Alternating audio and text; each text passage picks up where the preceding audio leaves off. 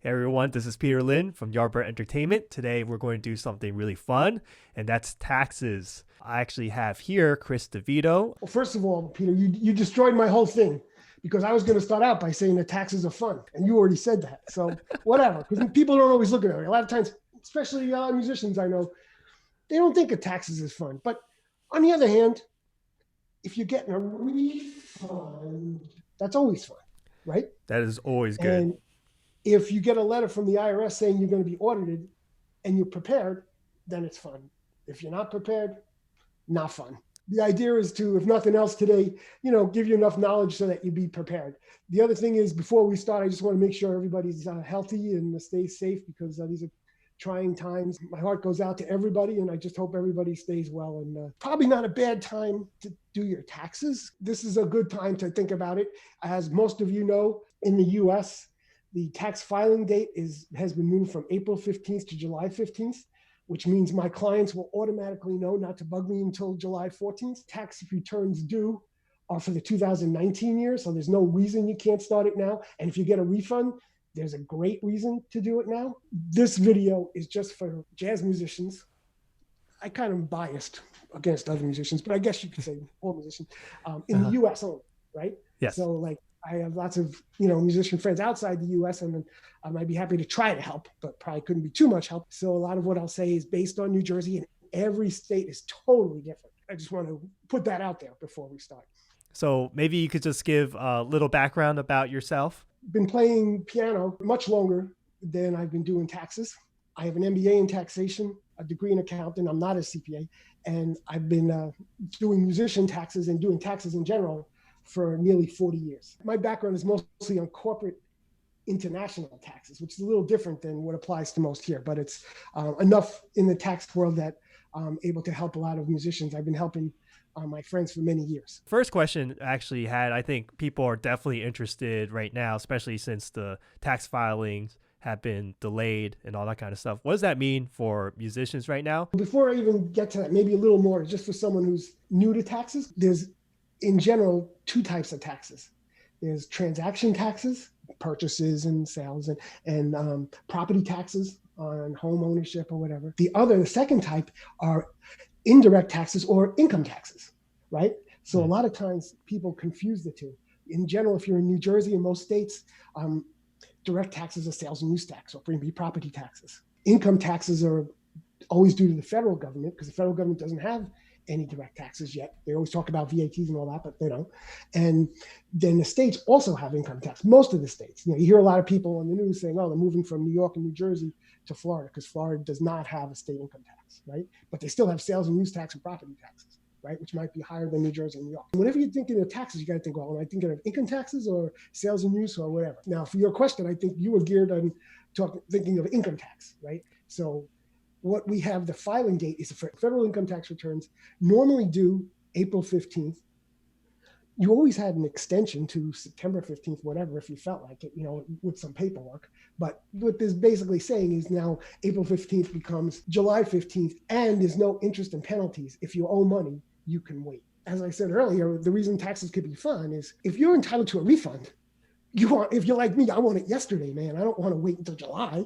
I don't want to wait any longer. I'm assuming there's going to be someone there to process it from the IRS and give it to me earlier. Probably it doesn't hurt to try, So it's really the question everyone should be thinking of is, do I get a refund? And, maybe the starting point is, did I get a refund last year? If I usually get a refund, because you got to remember the tax return that's been extended is the 2019 tax return. Yes. So nothing's going to happen this year that's going to change that return. You either get a refund or you don't get a refund. Maybe first we can talk about how we're going to organize our earnings. What are the items that we should be kind of paying attention to? The key is to document your affairs. You have to act like a business. I assume that people checking out this video play gigs. Most of the musicians I know play gigs, right? And a lot of them also have teaching careers. What I see far too often is people don't really document. They just wait, do I get a 1099? If I get a 1099, a lot of them just give the 1099 to an accountant. He'll just take it. And if it says you made $2,000, they just add $2,000 to your tax return. They don't know that you could reduce that $2,000 by expenses. It's because they're not going to know anything about it. Anyone that plays a gig knows that you have to travel to the gig. If you're a leader, you have to pay sidemen, instruments you have to worry about. You have subscriptions to Jazz Times and Downbeat and whatever, right? All these things, these costs that apply to your gigs, right? And also even things like a portion of your healthcare in certain cases, healthcare costs could be applied for your gig income. So it's really important to really keep track. And the key word is document, right? Documentation. Anyone who was at the Vanguard last night knows Joe Gizola, of course. Musicians file an individual tax return. They either can or at least should file what's called a Schedule C. So the regular U.S. tax return for most people is Form 1040, an IRS tax form for federal taxes, separate from New Jersey, whatever other state. If you get 1099s, you don't have to use a Schedule C. Schedule C is only there if you want to declare expenses to reduce the income. So it's pretty much always going to help you. And one of the most frequently asked questions or common errors, whatever you want to call it, is that people don't keep track of expenses that they're entitled to, especially for band leaders. I've met so many band leaders that are like, oh, I got a 1099 that said I made $2,000. It kind of stinks because I had to pay $1,500 to my sideman. And like the theory, well, the way that works is that $1,500 is a deduction. You're only supposed to pay tax on what you get, right? The company giving you the 1099 has to give you the amount that they paid you. And it's your responsibility to know about the expenses. This is just a spreadsheet that is used to keep track of expenses. By the way, this is just, as you see here, Schedule C Part 2, expenses. Part 1, we will report the gig income. We'll look at that separately. The reference, the first transaction, right? There's a supply, reeds. Any reed player is going to have reed expense, right? And if you play any gigs and get any money, you have reed expense. Another supply on April 17th was a clarinet case for $60, right? If you look at the columns going across, it's good to focus on the type of information that you should be recording as you go along. And it's good to be in the habit of doing this periodically. But it is good to get in the habit of doing it because I'm taking deductions, right? Which means I'm getting tax benefits, either increasing my tax refund or paying in less to the IRS. But even more than that, I'm prepared. If the IRS sends me an audit letter or an in-person audit, then I'm going to have something. And the first thing the IRS auditors do is they just say, okay, is this guy for real? Is he really keeping track of this? Or is he just like throwing these expenses? Other benefit that's probably just as big, if not bigger, it helps me manage my career. So I could sit there and say, oh yeah, that gig cost me money because I get paid $500, but I spend $550 to get there and to pay the sideman and all that. And they can get a clear picture. Not only that, they can also look back 3 years later and say, oh yeah, I played there back in June. And you can contact a club owner and say, I haven't been to your place since, I think it was, just guessing, June 13th at 7 o'clock. Right? Because you have the records, right? And you're like, and if he tries to tell you, you'll say, well, back in 3 years ago, you paid me $90. So what's this 75 going on now? Right. Oh yeah, I like that for sure. Having documentation to see what has happened in the past, so you have something to refer to anyway besides just tax purposes. Yeah, because the idea is like if you're working with gigs, you are a business in the eyes of the IRS, and it's good to manage your career like a business because it is a business. Blue Truffle Music is a company of mine that started out as a record label, still kind of does some of that, but a lot of times I help do a lot of tax work as well. Blue Truffle Tax, right? This is one of the documents that we'd be happy to share, but explains that it's important to have books and records. If you notice, it says required to track income and expenses. So regardless of how you track income and expenses, you must do that, right? Because it says mandatory tax audit defense tool. Audit defense simply means if you get a letter from the IRS saying you're going to be audited, are you ready, right? A lot of people get pretty scared about that when they see those letters. But if you're prepared, you'll be basically like, okay, now I'm glad I'm prepared. No one's ever real happy to be audited, but at least it's good to be prepared. Now, the best practice, especially if you're making a lot of money, is to have like accounting software like QuickBooks. I actually do use QuickBooks. That's like you were saying, Peter, that's beyond the spreadsheet and all that. It's a real pain. But acceptable practices like spreadsheets, Excel. The idea is you have to support the income and expenses that you put on your tax return. The other thing, though, very separate, is a gig calendar. Now, I'm not talking about anything you have to go out and buy. I'm just talking about like either Microsoft Outlook, Google Calendar or Apple Calendar, just a calendar to keep track of your gigs and your expenses. It's free. If you're like most, you have to have a calendar to keep track of when your gigs are going to come up anyway. And once you have a gig, put there on your calendar, you just say, add a little note. How much did I spend? What are the travel details? How many miles did I go? Did I take a train, a bus, and all that? How much did I pay to sidemen? That's very important. That's probably the main errors I've seen is people not deducting, like I said, amounts paid to sidemen. Yeah. Which means they're paying way more tax. In fact, if we back up to like tax 101 again, you don't have to pay more than your fair share. You don't have to pay less. You pay your fair share. And if you're entitled to these deductions and you don't take it, then you're overpaying, which if you're super wealthy and you really think that, giving the government more money than they deserve is cool, then, hey, whatever. The other thing too is segregation of business and personal expenses. You really got to you have to separate what you're doing for your gigs. In this case, separate business checking account. If you're making tons of money from music, you have to do that. If you're not, if you're just struggling to get by and you have occasional gigs, okay, this is too much perhaps. This disclaimer, you always, you can't have a tax discussion with a disclaimer because it's kind of hard to generalize and give advice that applies across a wide group of people, right? And not only that, but federal and state laws change all the time. And as I said earlier, though, it's important to get a tax advisor, if you're going to go to one, that has some experience with musicians, with gigs and how they work. Some do, some don't, right? But it's a question to ask. All right, so if we go back to some of these spreadsheets, like here's one for income. You put down the date, the client, like the venue, was it not just for gigs, but for lessons, or if you have books, book sales, any kind of income that is part of your business, right? So a Schedule C, which is an attachment to Form 1040, is a business tax return, right? Whether you have an LLC or not, you might have a business. So the more details they have that you can document, like in this case, the date, the venue, or the student, if it's a private lesson, the street address, city, New York, whether or not you've got a 1099.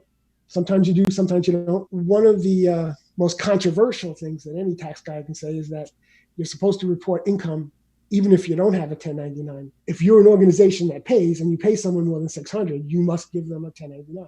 It doesn't say if you make less than $600 that you don't have to report the income. If there's a big jump in what you're reporting every single year between a huge loss and a huge gain, isn't that kind of also a red flag for people who audit? Yes, it's a red flag. And but if you're documenting like you should, you don't have to worry about red flags. Just to clarify, what is Form 1040 again? Form 1040 is the individual income tax return for the federal government, the United States, that gets filed with the IRS every year.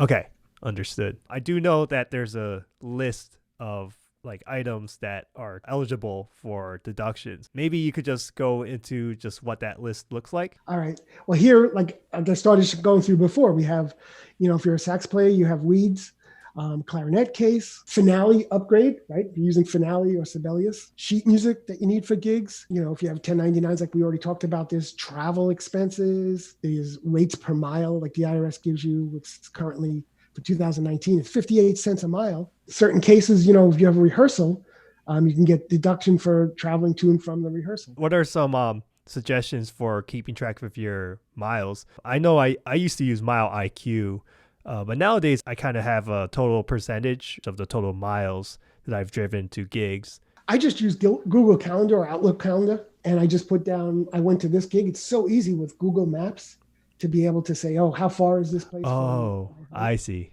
Right? So you could do that at any point. That's the easy part. Especially if you're playing at the same venue over and over again. You just say, I had this one place where I played 70 or 80 times during the year. And I was just I just kept track of when I was there. And then I just said, okay, trips back and forth, So all musical supplies, for the most part, are deductible. Right. Now, for the most part, give an example.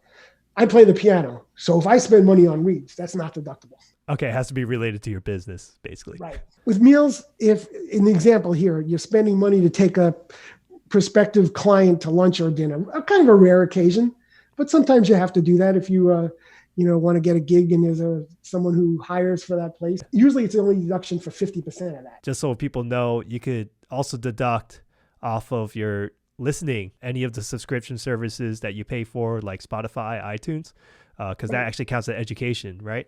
Yes, education, and more than just education plus keeping up with, you might need it to cover a certain tune, right? Every one of these you have to be able to justify it in terms of your business.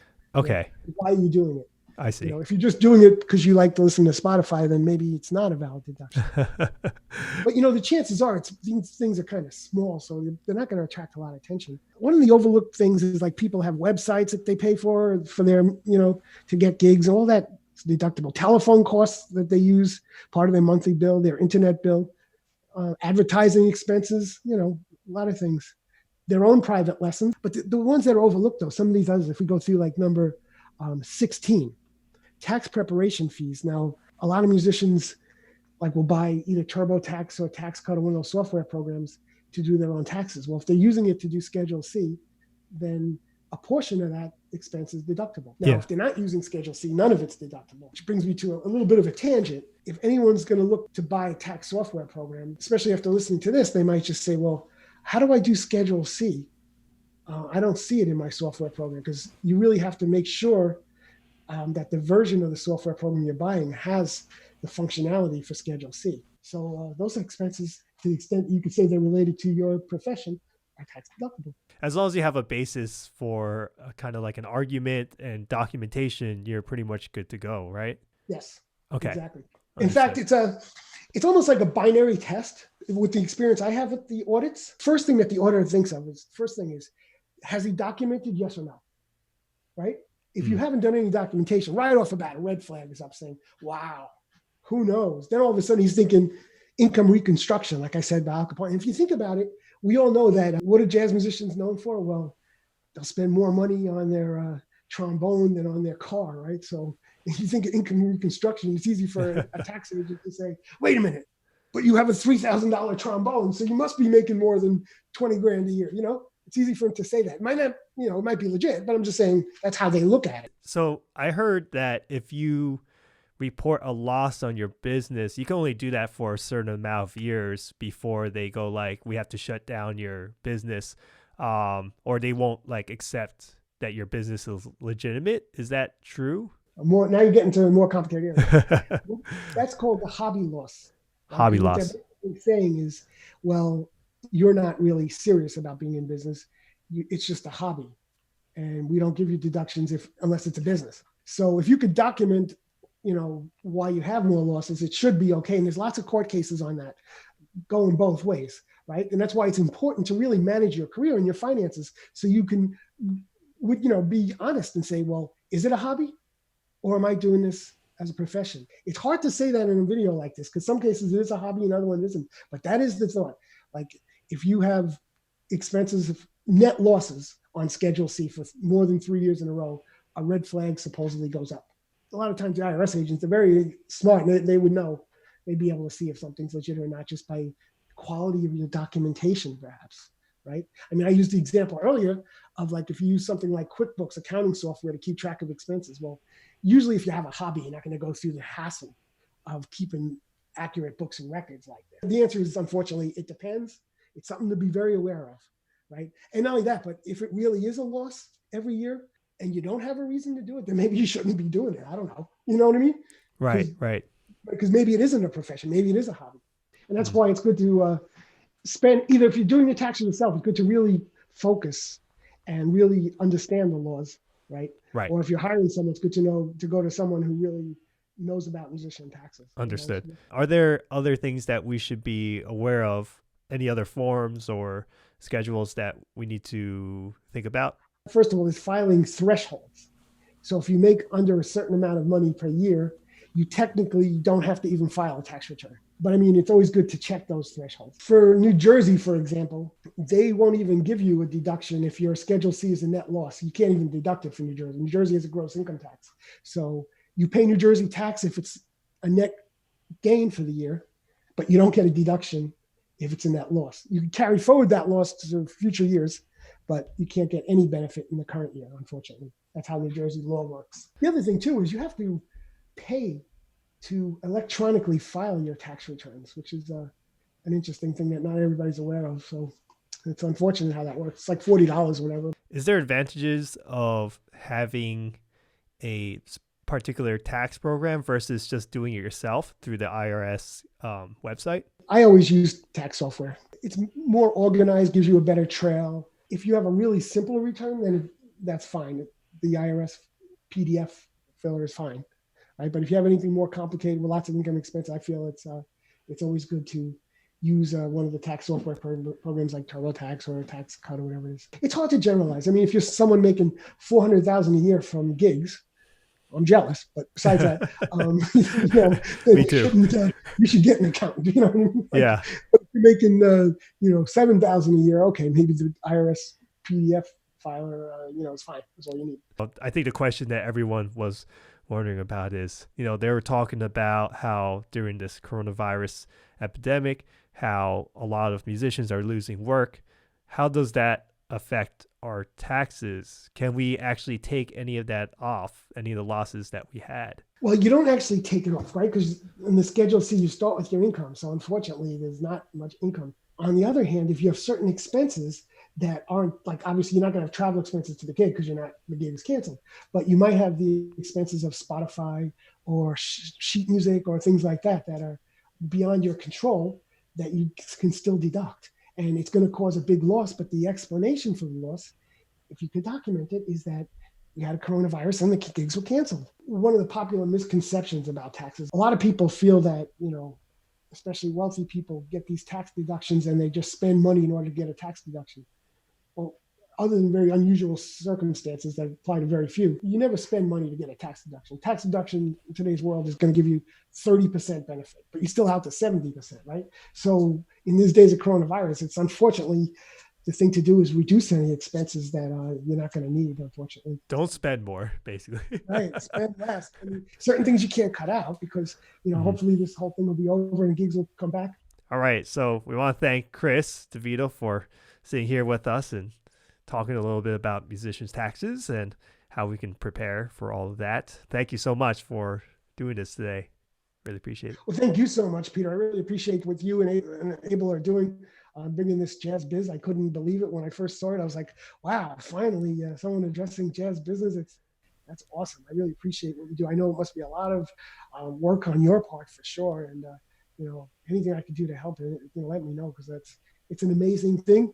One little story is I do a lot of mentoring of musicians, and a lot of the young musicians, when I ask them, I said, well, you just went to, you got a master's in jazz performance. How many business courses did you take or whatever? And a lot of them get violently angry at me, and they just said, yeah, I spent all this money, I did all this work, and didn't even mention the word business. And then I get out and I do these gigs, and I'm like, I'm clueless. Like, how does this work? So you're really filling a really big need, and I'm so grateful and happy to hear that you and Abel are doing this. Yeah, it's no problem at all. I definitely, we're going to have you back and help, build that bridge between being out of school and into real life. That's the whole purpose of this as well.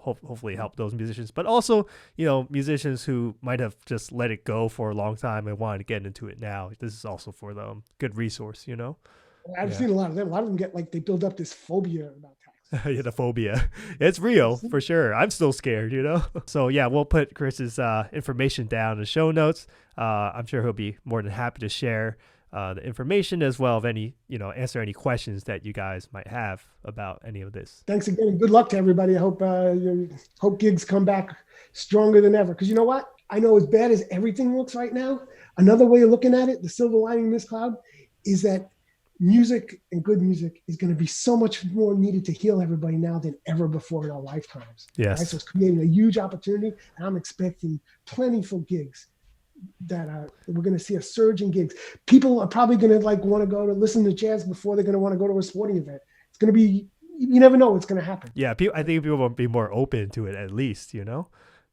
doubt. So. I think it's going to be a good thing, hopefully. Well, thank you for positivity. It's much needed right now, Definitely. Thank you. Yeah. Stay healthy. Stay safe. Yeah. Wash your hands, guys.